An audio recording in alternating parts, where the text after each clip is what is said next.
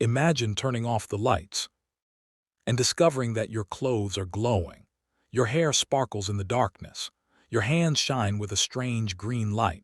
Even your face seems to glow. At first it feels magical. You laugh, you show your friends. You might even paint the glowing substance onto your fingernails or teeth before attending a party. You are not frightened. Why would you be? Your employer has told you that the paint is completely harmless. Harmless means unable to cause injury or damage. But several years later, your teeth begin falling out, your legs become weak, your bones start breaking, and your jaw slowly begins to collapse. You discover that the beautiful glow you once carried home was not magic, it was poison. This is the true story of the Radium Girls. The young factory workers who painted glow-in-the-dark watches. They were told that the paint was safe. They were encouraged to place their paintbrushes inside their mouths, and when they became sick, the companies that employed them denied everything. But 5 dying women refused to remain silent. Their fight exposed a powerful industry. It changed how the world understood radiation, and it helped transform workplace safety forever. Welcome to Bio-Mystery Media, where we learn English through the hidden stories of history. The story begins in 1898. In a small laboratory in Paris, 2 scientists made an extraordinary discovery. Their names were Marie and Pierre Curie. They discovered a new chemical element hidden inside a mineral called pitchblende. They named the element radium. An element is a basic substance that cannot be separated into simpler substances by ordinary chemical methods. Radium was unlike almost anything scientists had seen before. It released energy. It produced heat without being burned. When combined with certain materials, it created a mysterious glow. It seemed almost alive. Marie Curie also helped introduce the word radioactivity. Radioactivity is the release of energy from unstable atoms. Today, we understand that radiation can be useful. It can help doctors diagnose and treat certain diseases. It can also be extremely dangerous when people are exposed without proper protection. But at the beginning of the 20th century, scientists did not fully understand the long-term effects. Radium quickly became a symbol of modern progress. Progress means development or improvement toward a more advanced condition. Newspapers described it as a miracle. Doctors experimented with it. Businesses saw an opportunity to make money. Manufacturers began placing radioactive materials in products. There were radioactive cosmetics, radioactive drinking water, radioactive medicines, and even radioactive products that promised to restore energy and youth. The public was fascinated. Radium was rare, it was expensive, it seemed scientific, and it glowed. To many people, radium did not represent danger. It represented the future. But there was a disturbing contradiction. A contradiction is a situation in which 2 things cannot both be true. Some scientists and company officials protected themselves while handling radium. They used gloves, shields, or special equipment. However, the young women working directly with radium paint were often given no such protection. The people with the greatest knowledge understood that caution was necessary. The workers with the least knowledge were told there was nothing to fear. That difference would have deadly consequences. In 1917, the United States entered the First World War.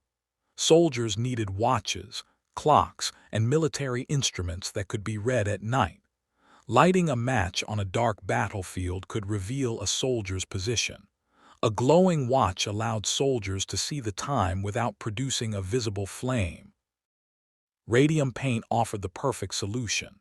The paint usually contained radium combined with a substance that produced visible light. Numbers painted with this mixture could glow in the dark. Factories received military contracts to produce these important instruments. A contract is a formal agreement to provide goods or services. The factories needed workers with steady hands. The numbers on a watch face were extremely small. Painting them required patience, concentration, and precision. Precision means the ability to perform something accurately and carefully. Factory managers believed young women were ideal for this delicate work. Many of the workers were teenagers. Others were in their early 20s. Some were sisters. Some were neighbors. Some were old school friends. They came from ordinary working families.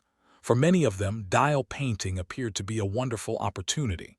The work was considered cleaner and more respectable than many other factory jobs. The wages were attractive. Some women could earn more than their fathers. The job gave them independence. Independence means the ability to live or make decisions without relying completely on someone else. They could buy fashionable clothes. They could help their families. They could save for marriage or build lives of their own. At the United States Radium Corporation factory in Orange, New Jersey, the women sat in rows. Each worker had a collection of watch faces, a small container of luminous paint, and a fine brush. Luminous means producing or reflecting light, especially in darkness. They carefully painted the tiny numbers by hand. However, after a few strokes, the brush lost its sharp point. A thick brush could not produce a perfect number. The workers needed a fast way to make the brush thin again. Their instructors taught them a simple technique. Place the brush between the lips. Turn it gently to create a point. Dip it into the radium paint. Then continue painting. The method became known as lip dip paint. Lip dip paint. The workers repeated this process throughout the day. Every time they placed the brush between their lips, they swallowed a tiny quantity of radium paint. Quantity means an amount of something. The paint did not have a strange taste. It did not immediately burn their mouths. It did not make them collapse. That made the danger almost impossible for the women to recognize. The poison entered their bodies silently.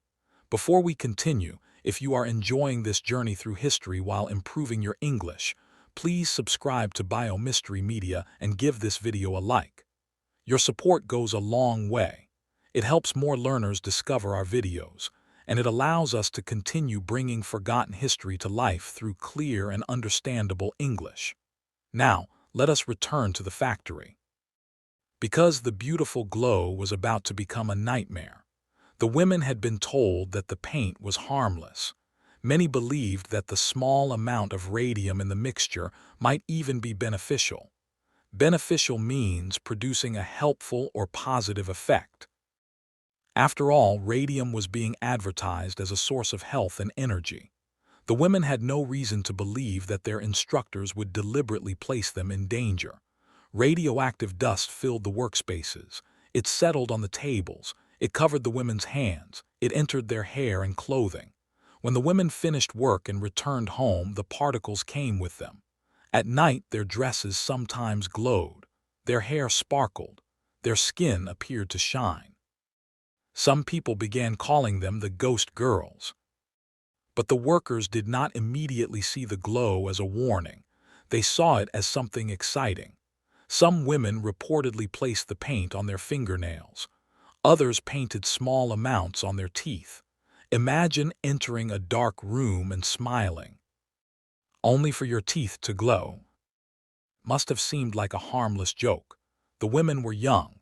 They were enjoying their new independence, and the company had repeatedly assured them that the material was safe. To assure someone means to tell that person confidently that something is true, but every glowing particle represented radioactive material. The women could see the light. They could not see the radiation. Radium was entering their mouths. It was entering their lungs. It was entering their blood. And eventually, it was entering their bones. The human body can mistake radium for calcium. Calcium is a mineral the body uses to build strong bones and teeth. Because radium behaves chemically in a similar way, the body may carry it into the skeleton. Instead of removing the radium as waste, the body stores it. Once inside the bones, radium can continue releasing radiation for years. It damages the surrounding tissue from within. The poison is no longer outside the body. It becomes part of the body. and there was no simple way to remove it. One of the earliest known victims was Amelia Maggia. Amelia had worked as a dial painter in New Jersey. Like the other women, she had been young and healthy when she entered the factory. Then one of her teeth began to hurt. A toothache did not seem unusual. She visited a dentist. The tooth was removed, but the wound did not heal. A wound is an injury in which the skin or body tissue has been damaged. The pain continued. Another tooth began causing problems. Then another. More teeth were removed. Still, her mouth refused to heal properly. Painful sores developed in her gums. Infections appeared. Her jawbone began to weaken. At one point, a dentist touched part of her jaw, and the bone broke away. The condition later became known as radium jaw. The bone was not simply infected. It was deteriorating. Deteriorating means becoming progressively worse or weaker. Amelia became extremely weak. Her joints hurt. She lost weight. Her body was slowly being destroyed by something her doctors could not immediately explain. In 1922, Amelia died. She was only 24 years old. Her recorded cause of death was syphilis. Syphilis is a sexually transmitted infection. At that time, such a diagnosis carried enormous social shame. It encouraged people to blame Amelia instead of questioning the factory. But Amelia was not the only former dial painter becoming sick. Other women developed similar symptoms. Their teeth loosened. Their gums bled. Their mouths developed painful sores. Their jaws began breaking apart. Some developed anemia. Anemia is a medical condition in which the blood cannot carry enough oxygen around the body. They became pale, weak, and exhausted. Some experienced terrible pain in their backs, hips, legs, and feet. Bones that should have supported them began to fracture. A fracture is a crack or break in a bone. The pattern was becoming difficult to ignore. These women were young. They had once been healthy. They had worked in the same industry, and now they were developing similar illnesses. But proving the connection would require scientific evidence. Dentist Theodore Blum examined serious jaw injuries among dial painters. He helped identify and describe the condition that became known as radium jaw. Later, pathologist Harrison Martland investigated the deaths and illnesses. A pathologist is a doctor who studies diseases by examining organs, tissue, and bodily fluids. Martland developed methods for detecting radioactivity inside the workers. The results were horrifying. The radium had not disappeared after the women stopped working. It remained inside their bodies. Some affected workers released measurable radon gas when they breathed. Their bodies had become evidence. Medical investigators also examined the remains of former dial painters. Amelia Maggia's body was exhumed. Exhumed means removed from a grave so that it can be examined. Years after her death, her bones were still radioactive. The official explanation for her death could no longer hide the truth. She had been poisoned by radium. Radium can remain radioactive for an extraordinarily long period. Its most common isotope, radium-226, has a half-life of approximately 1,600 years.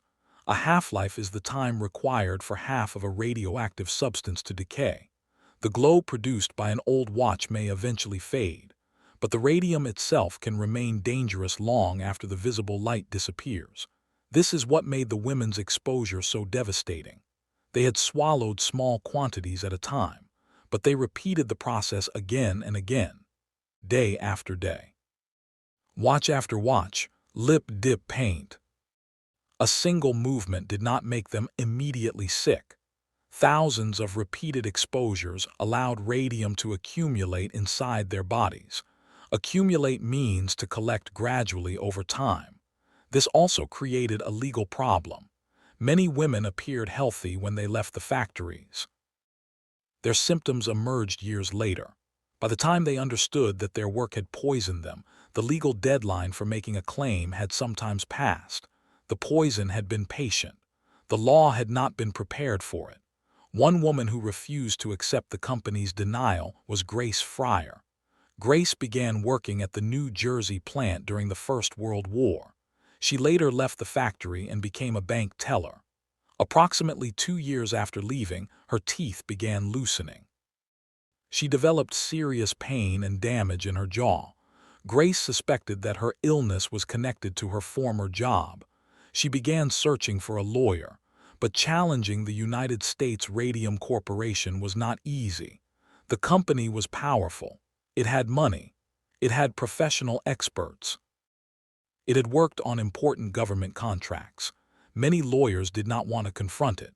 Grace spent 2 years searching for someone willing to represent her. To represent someone means to act or speak officially on that person's behalf. Eventually, attorney Raymond Barry accepted the case.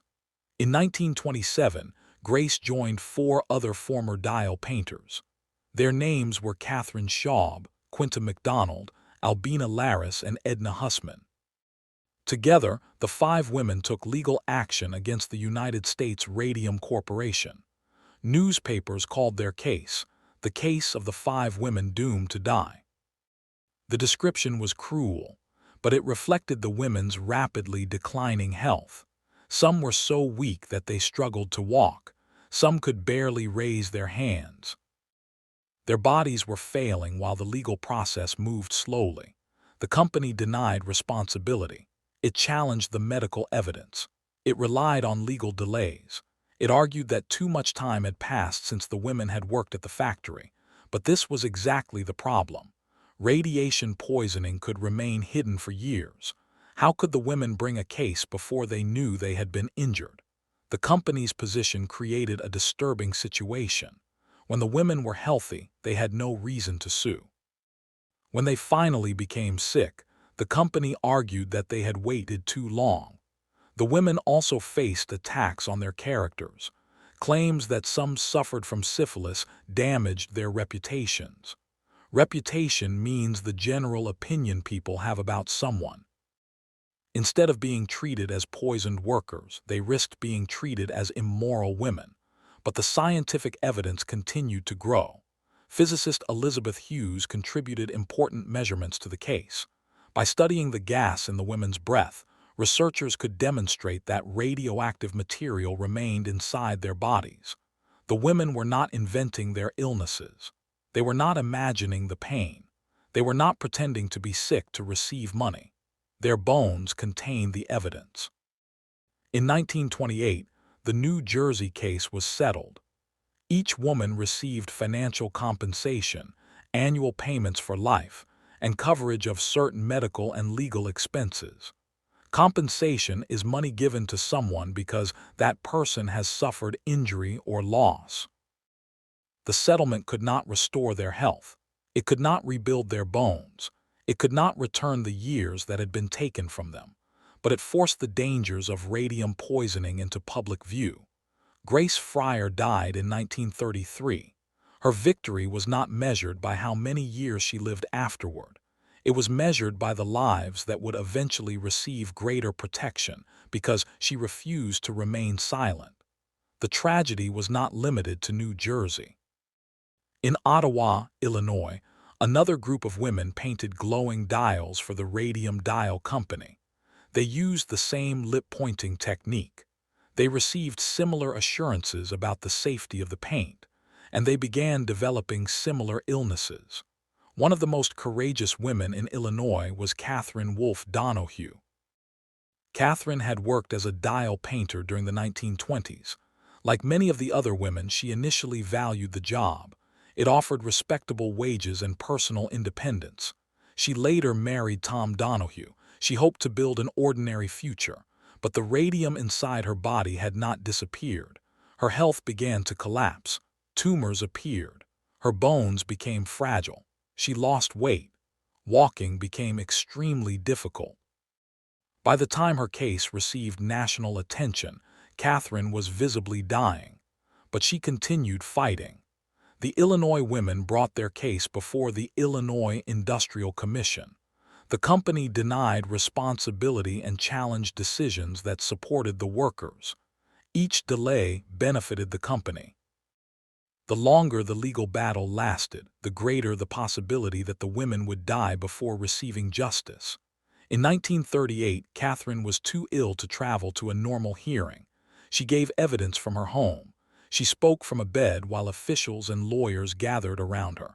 Her voice was weak. Her body was failing, but her message was powerful.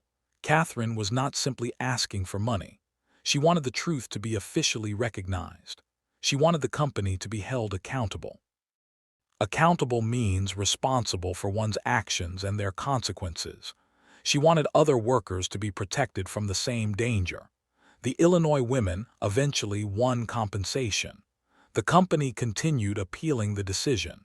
The dispute reached the United States Supreme Court.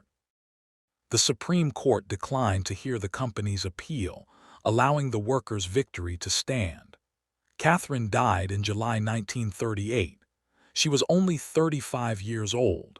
She lived long enough to know that the women had won, but she did not live long enough to enjoy the safer future they helped create. The Radium Girls changed how people understood workplace illness. Before their cases, an employer could sometimes describe a disease as the worker's personal misfortune. The Radium Girls showed that a workplace could cause an illness even when the injury was invisible. They demonstrated that an occupational disease might take years to appear. An occupational disease is an illness caused by conditions or materials in a person's workplace. Their cases strengthened the idea that employers could be held responsible for long-term workplace injuries. They also supported an important principle. Workers have the right to know what dangerous substances they are handling. The scientific importance of their suffering continued for decades.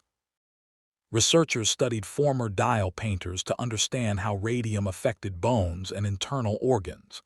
The knowledge helped shape radiation protection standards. Safer practices were introduced. Workers were instructed to stop placing paintbrushes in their mouths. Protective methods improved.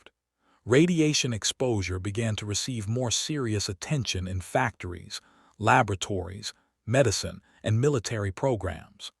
The Radium Girls did not single-handedly create every modern workplace law. Reform was gradual. It involved many cases, institutions, scientists, workers, and political decisions. The United States Occupational Safety and Health Administration was not created until 1970. That was decades after Grace Fryer and Catherine Donahue died. However, the Radium Girls helped establish principles that became essential to workplace protection. An employer cannot simply declare that something is safe. Safety must be supported by evidence. Workers must be warned about hazards. A hazard is something that may cause injury, damage, or death. Protective equipment should not be reserved only for managers and scientists, and a company can be challenged when its decisions cause workers to become sick. The women were not foolish. It is easy for someone today to ask why they placed radioactive paintbrushes inside their mouths, but they did not possess the knowledge we have now. They trusted their instructors. They trusted respected companies. They lived in a society that promoted radium as beneficial. They were repeatedly told that the small quantity in the paint could not harm them. The failure belonged to the people who possessed greater knowledge but failed to protect them. It did not belong to the young women trying to earn an honest wage. Radium itself is not evil. It is a chemical element. It cannot make promises. It cannot hide scientific reports. It cannot tell workers that danger does not exist. The disaster was created by human decisions. It came from inadequate protection. It came from commercial pressure. It came from placing productivity above human safety. It continued because the workers had less power than the companies, denying their suffering. But the Radium Girls changed that balance. They used scientific evidence. They used the courts. They attracted public attention. And they refused to disappear quietly. They continued fighting even though they understood that justice might arrive too late to save their lives. Grace Fryer was more than a sick factory worker. Catherine Donahue was more than a name in a court decision. Amelia Maggia was more than the first warning of an industrial disaster. They were daughters, sisters, friends, wives, and working women with dreams for the future. They entered the factories believing that they were building better lives. In one tragic way, they helped build a safer future. But it was a future many of them never lived to see. The women once glowed because radioactive dust covered their bodies. Today, their names glow for a different reason. They exposed a danger that powerful people attempted to hide. They helped the world understand what radiation could do inside the human body. They expanded the meaning of justice for injured workers, and they proved that ordinary people could force powerful institutions to listen. The next time you see a watch glowing in the darkness, remember the hands that once painted its tiny numbers. Remember the brushes. Remember the words. Lip dip paint. Remember the promises made inside those factories. And remember the women whose bones carried the evidence. Their glow was deadly. Their suffering revealed the truth, and their courage became permanent. If this story helped you learn something new about history and improve your English, please give the video a like. Then write one new word you learned today in the comments and use it in a complete sentence. This will help you remember the word and practice your English. Share this video with another person who enjoys learning through history. And subscribe to Bio Mystery Media for more forgotten stories explained in clear and understandable English. Every week, we explore the mystery beneath the surface, the history behind the ordinary, and the English vocabulary that helps you understand the world. This is Bio Mystery Media, where history becomes your English classroom.